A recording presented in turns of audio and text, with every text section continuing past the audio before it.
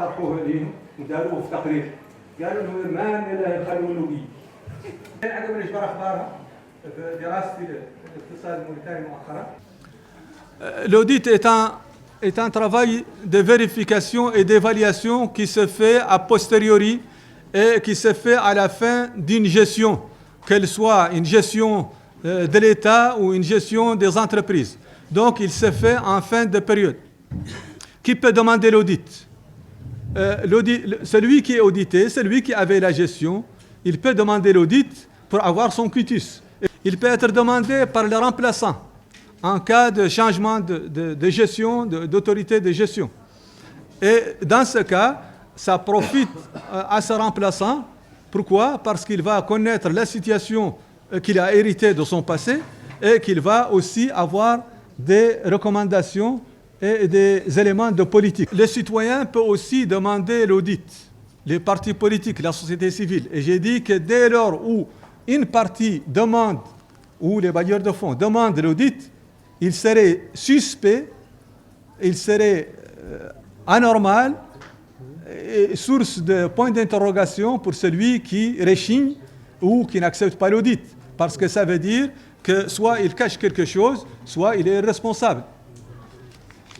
Après ces éléments, j'ai commencé à énumérer un certain nombre d'éléments qui justifient l'appel à un audit. La première chose, c'est que depuis 2009, on a fait un basculement brutal dans le budget de l'État pour l'orienter essentiellement vers l'investissement. Est-ce que ce changement brutal n'a pas impacté négativement le fonctionnement de l'administration? Est-ce qu'il ne s'est pas fait au détriment du service public dans un pays où la pauvreté, la maladie existent, et que l'essentiel de l'investissement est allé vers les routes, et que ce qui a été injecté vers les routes a suivi la direction de ATTM.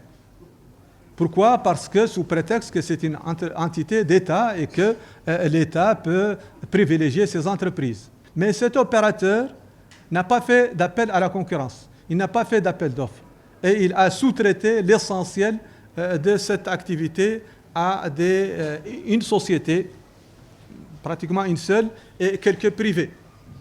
Mais pire, la sous-traitance est souvent supérieure au contrat principal, ce qui a engendré des pertes énormes au niveau de la SNIM, à telle enseigne que j'ai vu que des pertes de ATTM ont dépassé son chiffre d'affaires.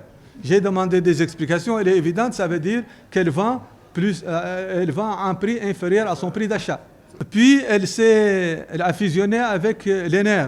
Pourquoi cette fusion? Au même moment, on constate qu'il n'y a pas eu de politique de transport, développement des transports, parce que les routes, c'est fait pour le transport.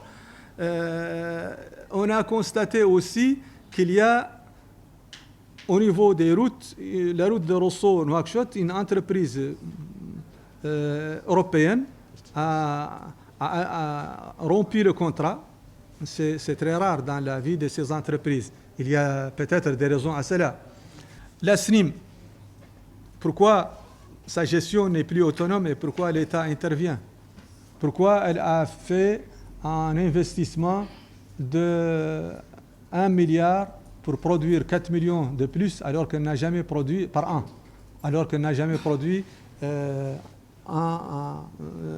qu'une seule fois en 2013, en 2014 elle a produit 13,5. Le reste du temps c'est 12. Mais elle a pris aussi un autre prêt de 5 milliards avec 5 milliards de dollars avec le projet de réaliser 40 millions de tonnes par an et de passer au 5e rang, ce qui est tout à fait mondial, ce qui est tout à fait inconcevable et incompréhensible. Les dettes, la dette extérieure. La dette extérieure, nous sommes dans les premiers mondiaux, 32e, 99,1%, à égalité avec la France. Nous sommes plus endettés que le Zimbabwe. et l'Afrique est endettée à 60%, alors que nous, on est à 99%. Les dernières années, le recours à l'endettement a été accéléré pendant les 3 dernières années. Pourquoi? Et il a été exclusivement fourni par le FADES. La balance commerciale, elle est structurellement déficitaire, c'est-à-dire la différence entre nos exportations et nos importations. Et elle est située à 22 et 28% du PIB, les déficits, ce qui est mauvais pour la monnaie qui s'est dépréciée pendant la période de 9% par rapport au dollar. وضع عن التواقف، وضع عن الرواتب، لقد الاساسي جاسر.